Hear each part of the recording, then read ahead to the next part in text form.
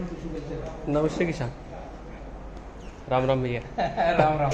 आज काफ़ी अच्छा सौभाग्य प्राप्त हुआ है कि हमारे बीच में अच्छे अच्छे व्यक्ति आए हुए हैं जो नया कुछ बाम्बू में कर रहे हैं महाराष्ट्र में। तो कुछ परिचय में पूरे भारत के किसानों को सपोर्ट मिलेगा आज के किसान दरबार से। जो श्रेय पूरा भैया को ही जाएगा।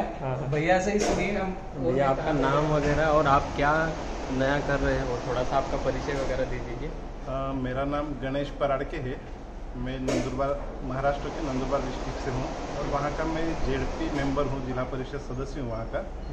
और हमारे साथ में मुंबई से शिवसेना के नेता है डोगराजी साहब है। तो हम दड़गांव में, हमारा जो नंदुरबार डिस्ट्रिक्ट के अंदर दड़गांव तहसील है, वहाँ पे लगभग हम 350 एकड़ में बाम्बू लगा चुके हैं और आगे बढ़ना है हमें, इसलिए थोड़ी सी आगे कुछ मालूमात मिल जाए, इसलिए हम बलराम भैया के पास आए। अच्छा। आप इतने मतलब मुझे खुशी हो रही है कि एक अच्छा बड़ा परिवार हो रहा है ऑक्सीजन पार्क को लेकर आगे बढ़ने के लिए। और आप भाई साहब मुंबई से आए हैं मिलने के लिए, मतलब मुझे अपने आप में गर्व हो रहा है। तो साथ में तो बढ़ेंगे ही, और महाराष्ट्र के साथ में तो मैं 5-6 साल से हूँ ही, काफ़ी समय से साथ में हूँ। केले में ज़्यादा था, अब बांस में भी मेरा इन्वॉल्वमेंट होगा। कुछ और वर्धा। मैं कपिल शुक्ला, मूलतः वर्धा डिस्ट्रिक्ट महाराष्ट्र से हूँ।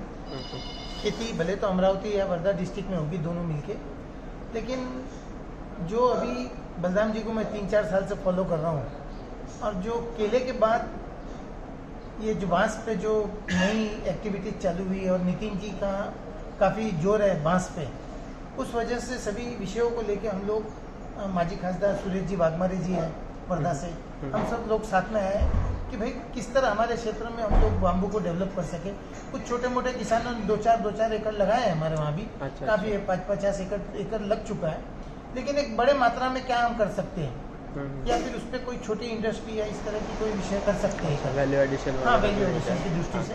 तो सभी सामूहिक रूप से फॉर्मर प्रोड्यूसर कंपनी बना के इस तरह की वस्तुएं सब करके क्या लोग हम वहाँ के लोकल लोगों के लिए कर सकते हैं, ये थोड़ी सी भावना थी, उस दृष्टि से आए हैं हम लोग।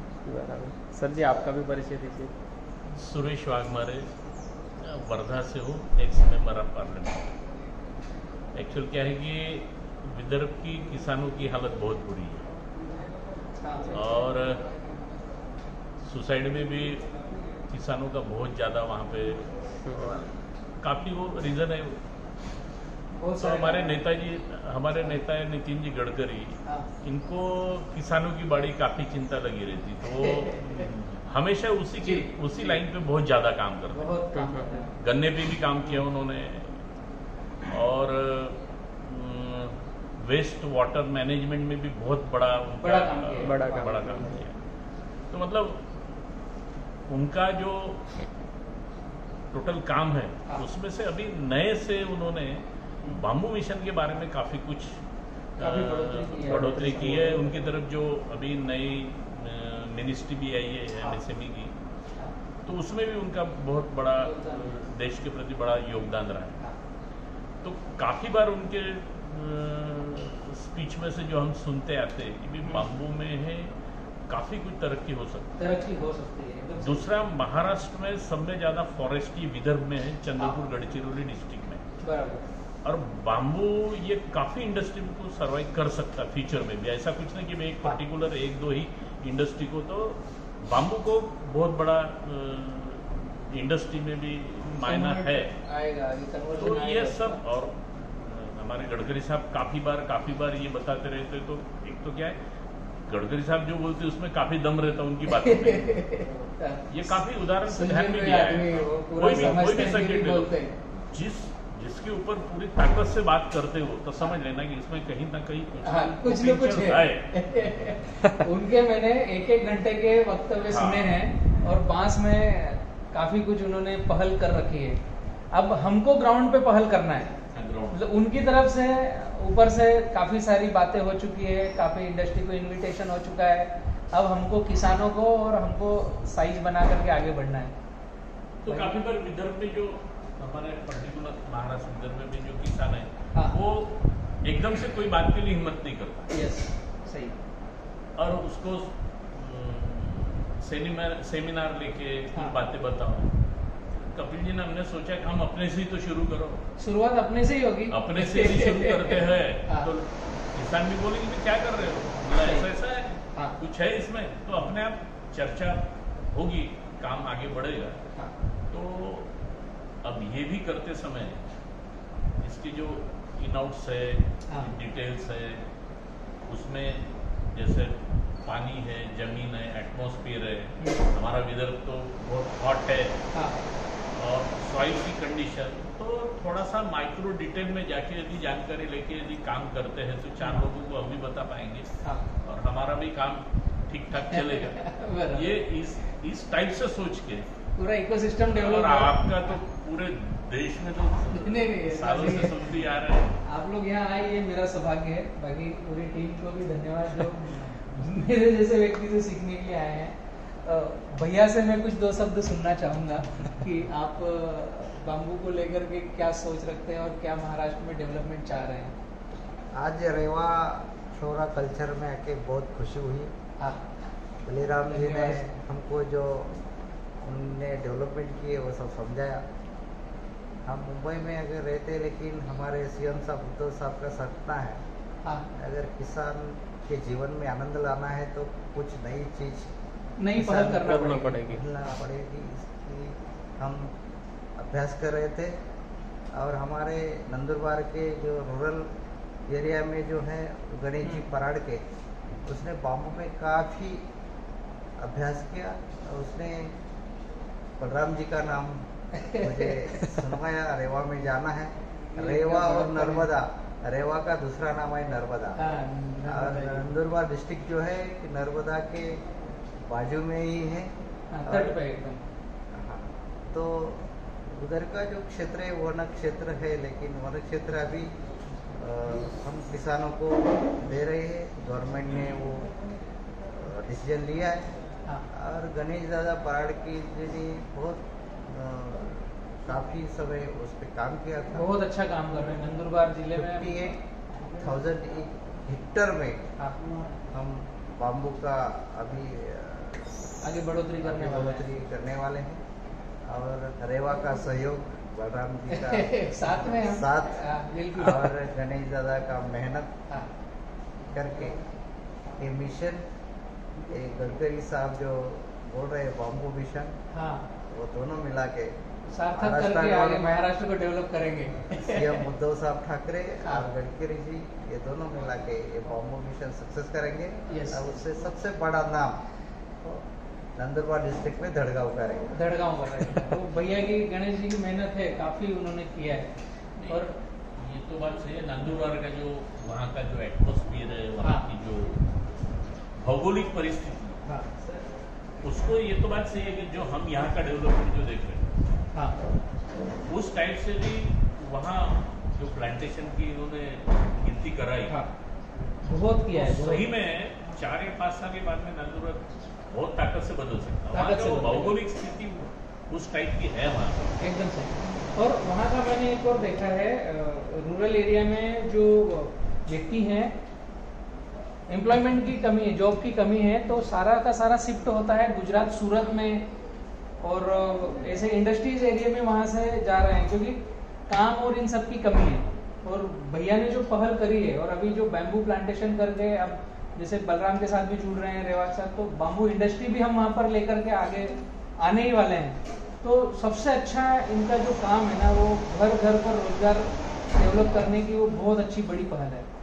और ग्रीनरी तो होगी, वो ऑक्सीजन पार्क तो ऑलरेडी बनने ही वाला है। वो मैं थोड़ा सा सब्जेक्ट से थोड़ा हटके है, मुझे जो लगा इसमें मैं पूछ रहा हूँ ये कि मैं मोबाइल पे हम कंस्ट्रक्शन में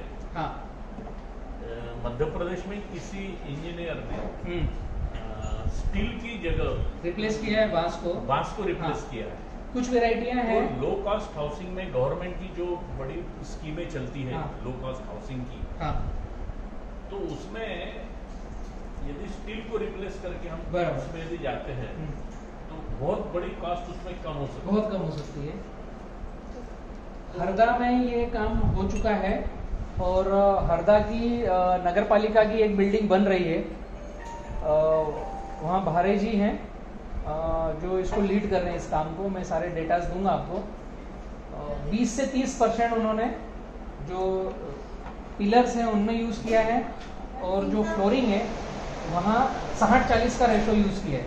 40 बैम्बू 60 स्टील। जो ग्राउंड है, ग्राउंड पे तो लगभग 80-20 किया है जो बॉटम है, और जो फिर छत है उसकी छत है उसमें 60-40 का यूज़ किया है। उसमें कुछ वेराइटियाँ आती है जैसे न्यूटन्स है और पिन होल बॉम्बू है जिसमें डेंसिटी ज़्यादा रहती है, वो लोहे को रिप्लेस कर सकता है। वो स्टील की जगह उसको लगाया है, तो ट्रीट करके लगाना पड़ता है ताकि वो डैमेज नहीं हो।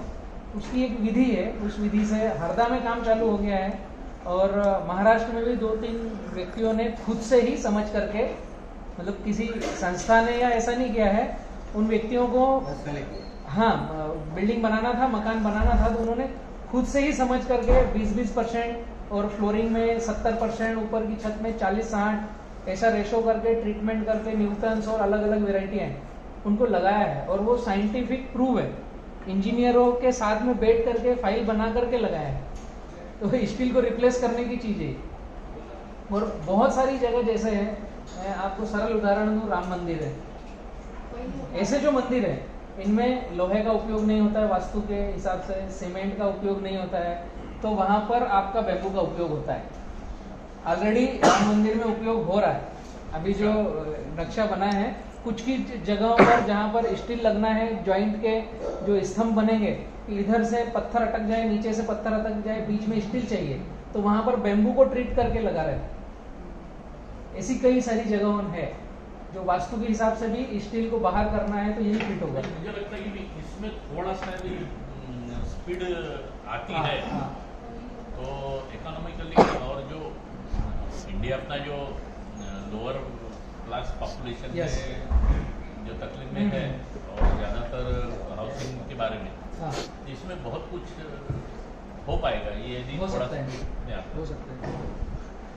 मुझे लगता है कि आपके जो भी स्पीच रहे हैं उसमें थोड़ा सा इसको यदि ट्यूनिंग लाइन पे ट्यून करते हो, और उस लाइन के जो इंजीनियर्स है या इसके बारे में जानकारी रखने वाले जो लोग हैं, यदि उसके ऊपर यदि चर्चा करते और थोड़ा यदि ये प्रूव होता, नहीं क्या एक बार का यदि प्रूव हो गया, बहुत जल्द चलन में आ जाएगा, वो पेपर पे आ जाए, अप्रूवल हो जाए, तो हमारा ये जो मिशन है, ये मिशन में और काफी बढ़ोतरी बिल्कुल बिल्कुल हो सकती। सही है। तैयारी आपको प्रत्यक्ष मिलने के बाद में, लेकिन डिसाइड कर लेंगे हमको क्या करना है जाने के पहले। अभी और समय लूंगा मैं आप लोगों का। साइड पे चलेंगे। एक अपना अगरबत्ती उद्योग है यहाँ से 3 किलोमीटर पे। थोड़ा आप 10 मिनट और रुके तो मैं आपको वो भी विजिट करा देता हूँ। साहब का तो नहीं मुझे पता है, लेकिन हम तो पूरा समय निकाल कर आप लोगों को तय करके आए हैं।